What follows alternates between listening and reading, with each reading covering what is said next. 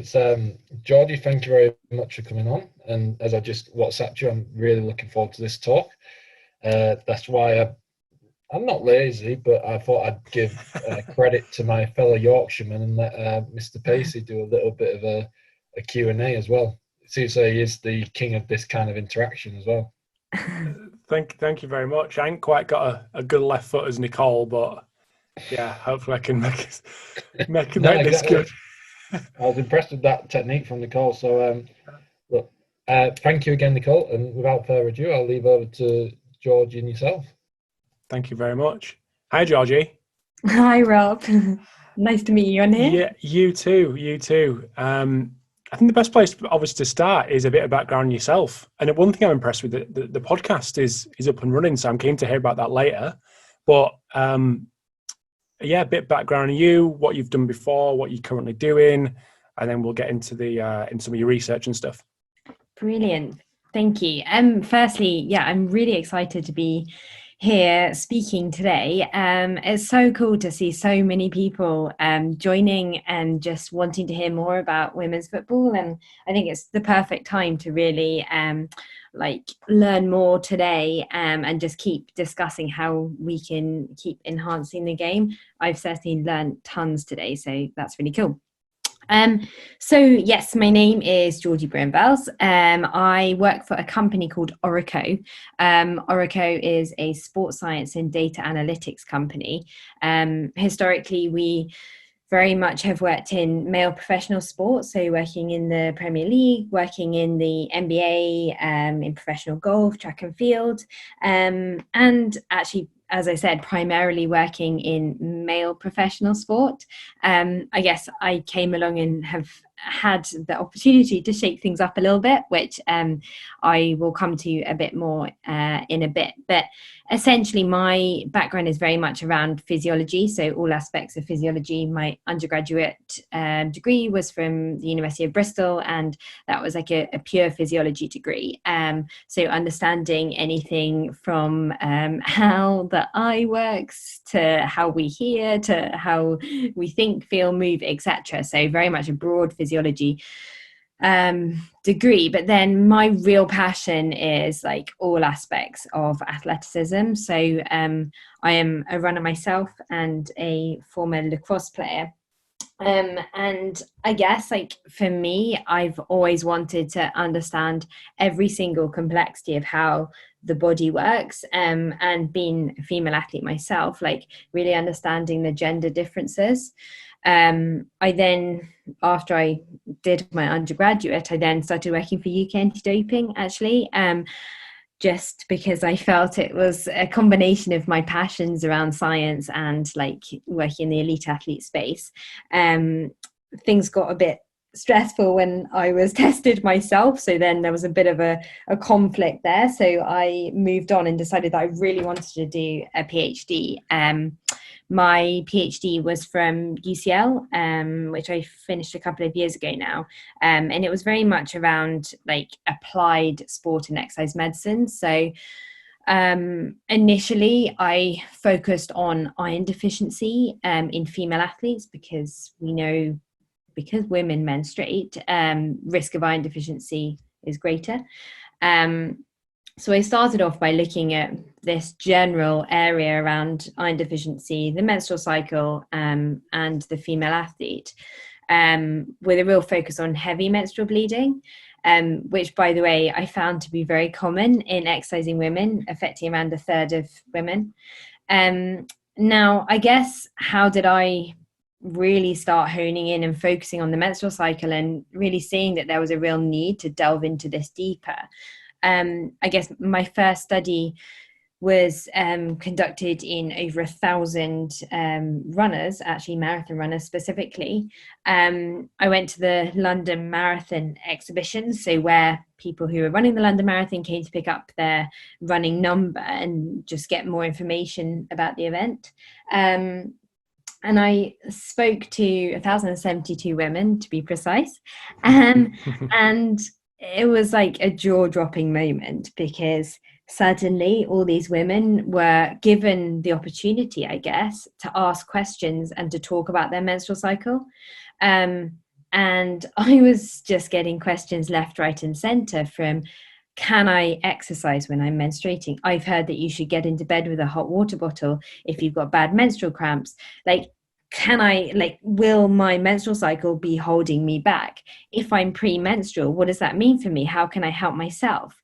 And I suddenly realized that, yes, I had gone to university to study this general like female physiology or all aspects of physiology area, but actually that didn't mean that every other woman out there has gone to study this area. And it for me, it was like, oh my gosh, now how can I change the route of my PhD somewhat, and also work in my professional life to really help empower women with this understanding and stop them feeling like this thing is holding them back, and like, you know, really educate them.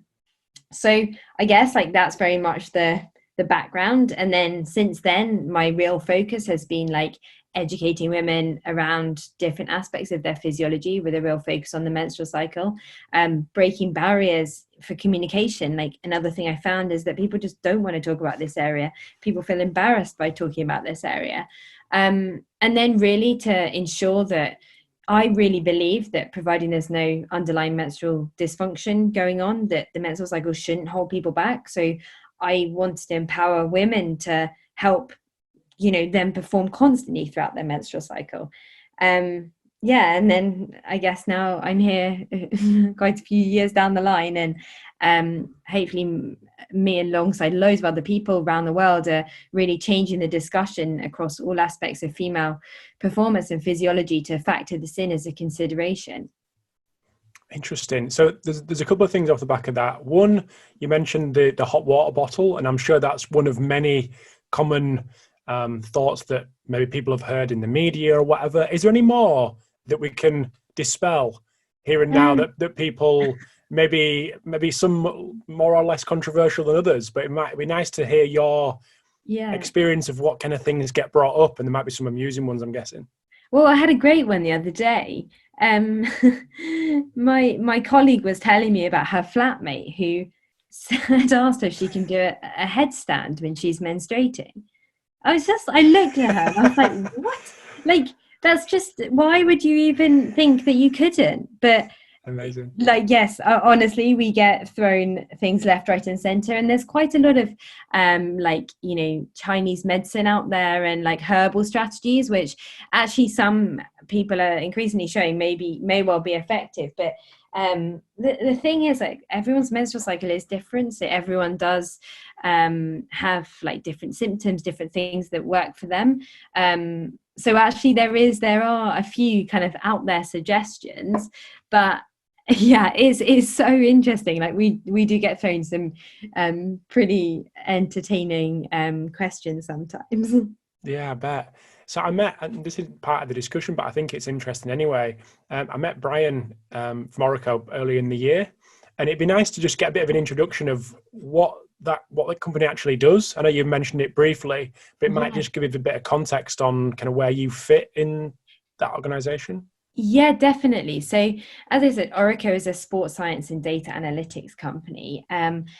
And I guess Orreco see themselves as the team within the team. So we work with, as I said, like a whole range of different professional teams to support aspects of recovery and like helping to ensure optimal performance, or helping to aim for optimal performance. So that's primarily done through reducing risk. So we look at we have like point of care testing, which we use in the like applied environment to regularly monitor athletes to basically identify how they are adapting and responding to training. So, for example, one of my key clients is Newcastle United, and so we regularly work with them like after games, before games, to look at how a player is on any one day. So actually, what's their inflammation doing? What's their oxidative stress doing? Like, are they actually recovered? Are they in a state where they might be at an increased risk of getting ill or an increased risk of getting injured? And if they are, then what can be done about it? And essentially, like, we like to say that we aim to help prolong athletes' careers, and we aim to really provide that extra insight to the sports science and medical team to support like the whole team and to drive that like optimal performance. Mm-hmm. No, that's really interesting. So just in terms of your research and your interest in menstrual cycle, just bring that to more of an applied setting. How have you kind of bridged that gap and brought your research into what you do day to day in female sport? Good question. So I guess like it might help to give a bit more context, and just actually to your former question about what my specific role is. So really, I need to give like massive kudos to Brian, the CEO of Orreco, because he kind of dared to dream with me and my colleague and the co-founder of our female program at Orreco. Basically, on the back of the work that I did through my PhD, and this just desire to try and educate as many people out there, me and my colleague came up with this proposal to develop a female athlete program, and a part of that is the Fitter Women app. And we went to our CEO Brian and we said, hey Brian, like actually my first kind of like initial thing and like desire to follow this route was based on a presentation that Brian gave us all of advertising Orreco, and it was just all of this amazing imagery and video capturing, and everyone was so excited by it. And I just remember looking at everyone and I was like, but there's no women in this, like what, like this is crazy. And anyway, so on the back of that, as a part of my like I don't know incentive to really tackle this area, me and my colleague went to Brian with a little pitch, and we said, hey, like we think that we should start getting the ball rolling, getting this conversation going by building an app. And Brian said, okay, off you go. You've got 6 months to get 10,000 users and you've got X amount of budget. No pressure. No pressure, no marketing budget, by the way. It was literally budget to build the app. And somehow we actually managed it. And then on the back of that, I guess Brian has just facilitated our dream that much more, to really, really keep driving this program. And so in like since then, I guess we developed the app, and then we quickly realized that it's all well and good athletes having an app, being able to log their menstrual cycle and track their symptoms, which I think firstly is so important. Like, you need to understand what's going in your body, and you need to actually see like how you're feeling, and really get an understanding of how you can help yourself. But anyway, it quickly became obvious to me that coaches also needed this information, and some of the research we've done has shown that actually, despite nearly 2/3 of elite athletes saying that their menstrual cycle holds them back at some point in their menstrual cycle, they feel their performance isn't at their best, 82% of them have never discussed it with their coach. So on the back of that, we were like, right, we need to build a coach platform. So we've now built a like Fitter coach platform, which syncs up with the Fitter Women app. So a coach can see where an athlete is in their menstrual cycle. They can see if symptoms have been logged, and they can see where all of their squad is in their menstrual cycle. So that helps to facilitate the discussion, but also it helps to look at it more objectively, I would say. So it enables them to not be so I don't know, blatantly obvious in a training scenario, not to take away the need for the discussion, but you can just say, right, you're in phase 4 today, you're premenstrual, have you done this, this and this, or just factor it into knowing what you're doing with the athletes when you're working with them. And a lot of my work really is working with each like individual athlete for the clubs that I'm specifically a physiologist for, to work out what their individual menstrual cycle is doing, what their symptoms specifically are, and looking to support their diet, their recovery, their activation, their sleep around their menstrual cycle. So very much like almost cushioning them to get onto the pitch on any one day at their best. It's definitely not my role to say they can't train today, they shouldn't be doing X, Y, and Z today. And I really believe that actually providing everything is managed around their menstrual cycle, around their symptoms, and they shouldn't hold you back. But it's all about educating people to understand how they can help themselves first and to start tracking their cycle so then they can be proactive. Mm-hmm. So when you talk about symptoms, how big a range of symptoms can girls have with this? Is it quite okay? Yeah, Just want to explain that for us? Yeah, so I think there's something like 80 different menstrual cycle related symptoms. But I think firstly, if we just step back, so the hormones, the two primary ovarian hormones are estrogen and progesterone. They're the ones which probably most people have heard of and everyone talks about. Now, these travel in the blood. So they get released from the ovaries, but they travel in the blood. So they travel to your feet, they travel to your brain, they travel to your hand, they travel to your heart. So they can affect a whole range of different processes, from the way you think, to the way you move, to the way your heart beats, to the way you breathe.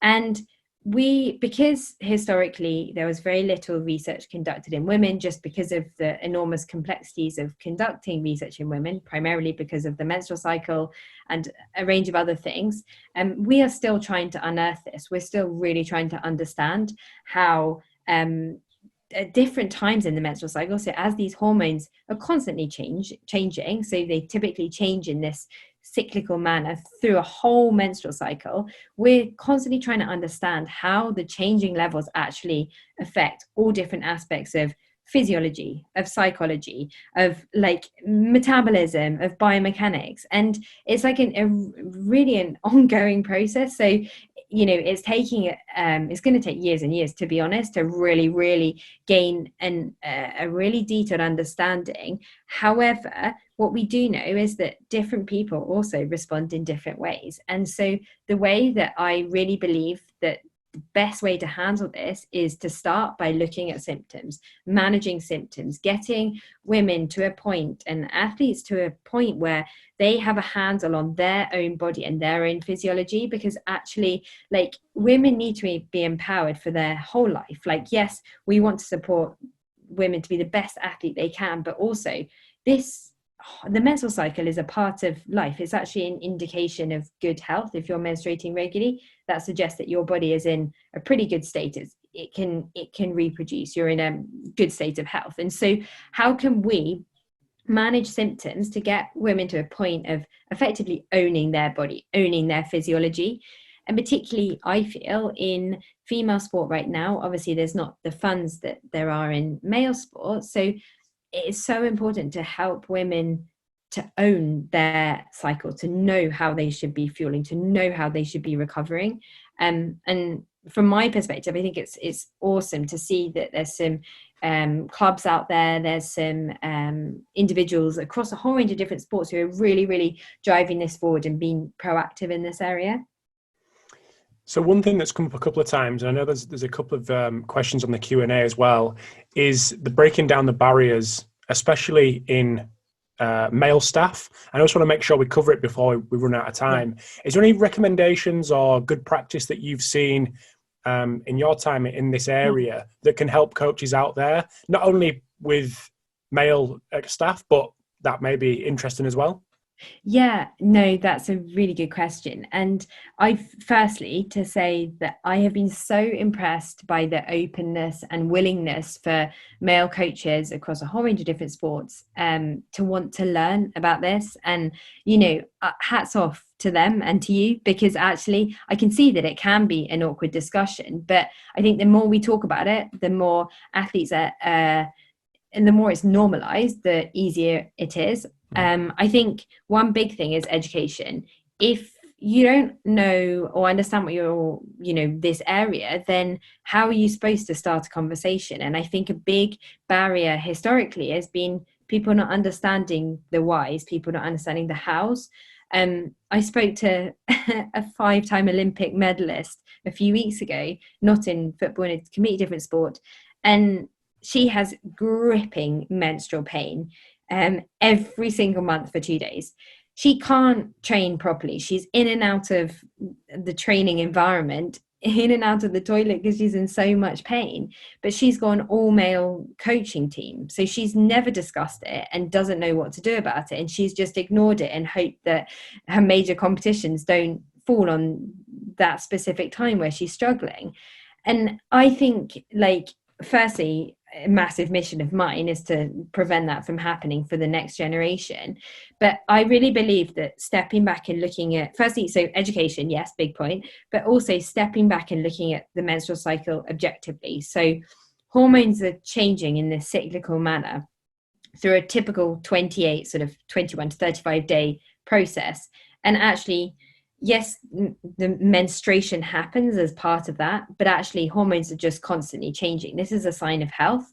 And by looking at the menstrual cycle and by almost identifying phases or calling the different phases of the menstrual cycle, like calling it by phases, naming the menstrual cycle by phases, I feel like that's one way. So you're in phase 1 as opposed to, oh, you're menstruating, you're on your period today. That can help. But I also think, there's a big stigma around it because it's a historical way of handling it. But the more we can talk about it, like Rob, you having Dawn on your podcast and talking about the menstrual cycle was absolutely brilliant. Like Dawn is so open to discussing it, and Phil has been talking about it. Like, for people like that in really high power positions and really influential people to keep talking about it, that's only going to help us embrace the area more and more. And just since I started looking at this area, like, it's constantly changing. So I think it is going to be a slowly process, but also I think building education into youth programs, like getting the next generation to just track their menstrual cycle and to start the conversation going as if it's normal, like, that's only going to help as well. Coaches may not be super comfortable or even interested in diving into ResearchGate or PubMed and looking at peer-reviewed research. Is there any reputable information out there that maybe coaches who aren't on that super scientific spectrum may tap into and get the basics of what we've been talking about? Yeah, good question. I feel like awkward shamelessly promoting what we do, but that is like one of our massive like missions. So our app Fitter Women and our coach app Fitter Coach, FITR Woman and FITR Coach, they're very much designed to, so everything in there is completely evidence-based. There's a full list of publications, so if people want to read about a specific area, they can dive in to go and read about that, but that's very much aimed at applying science, because again, I think as scientists, like, everyone sits there in their lab and cracks on with what they're doing, but actually the application of that is so important. And I think that's what's so needed. So yes, our program is very much designed to do that, and I'm really keen to just keep building resources to help facilitate that. And things like podcasts, you can say to your athletes, oh, have you listened to this? Like, why don't you go and have a listen to that? And at least that gets the conversation going. I'd say just somehow finding like research or tools that distill the information is probably the key. Mm-hmm. No, that's great.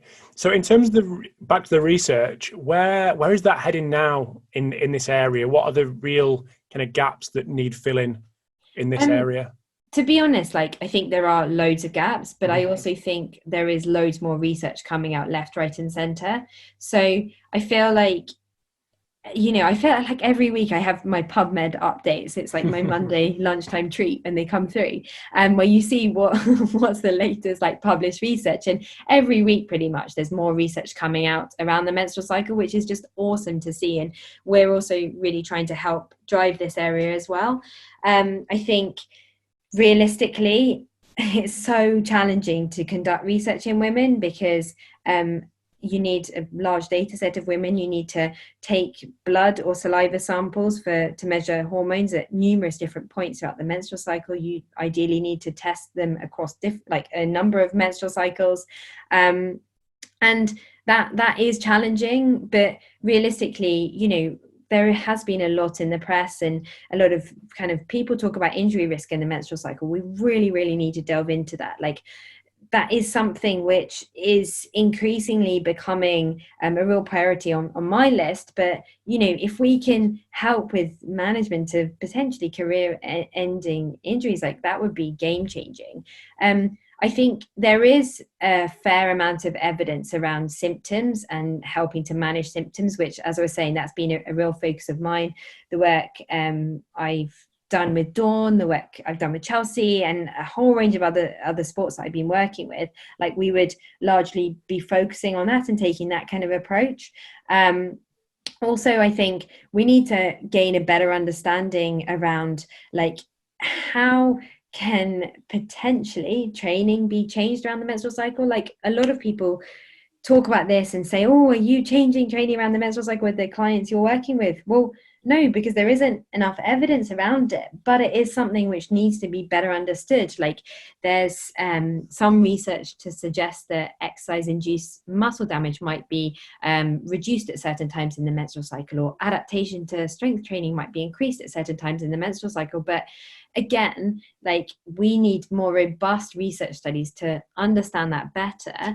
And we also, I would say, we need to look at, okay, so it's all well and good saying that player X or all players maybe should do more strength training at this time of the menstrual cycle, but actually we know that different individuals have different levels of estrogen. So some people might produce more estrogen than others, and some people might have more estrogen receptors than others, and some people might have differential expression of different receptors at different times in the menstrual cycle. So it really, really is quite diverse. And I think for me, the biggest take home for anyone listening today is to really like try and understand on an individual basis how what symptoms an athlete has and how that can be managed individually. And I think the biggest thing is like education and empowering athletes with that understanding of how they can help themselves. Mm-hmm.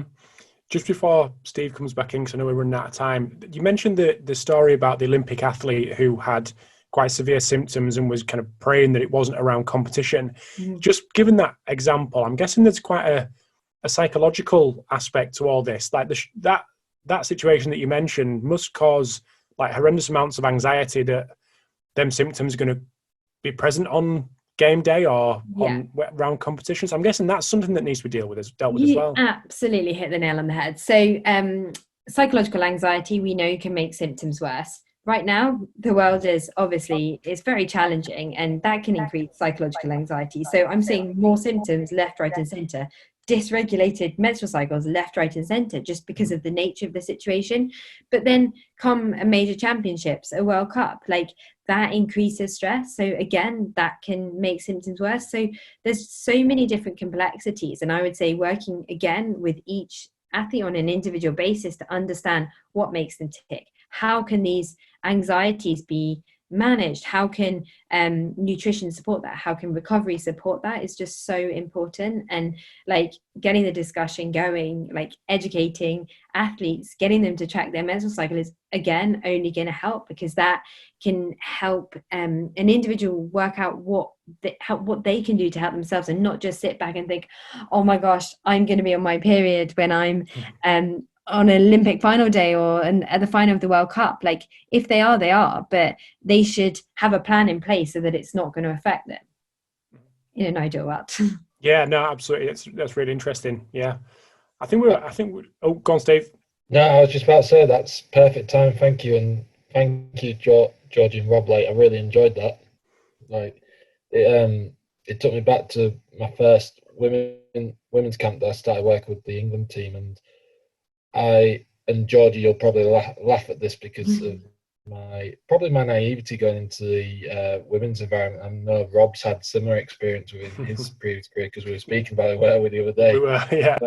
And it was in one of the recovery sessions, like obviously ice baths, right? Everyone in you go, which ice baths is obviously a different conversation, but there was like 3 or 4 of the girls that literally went down to just the calves, and I was like, why aren't you getting in, kind of thing? And obviously it comes down to the menstrual cycle, and it's just something that, Yeah. listening to the level of detail you've gone into it now, it's really refreshing to hear that level of support now for the women's athletes. So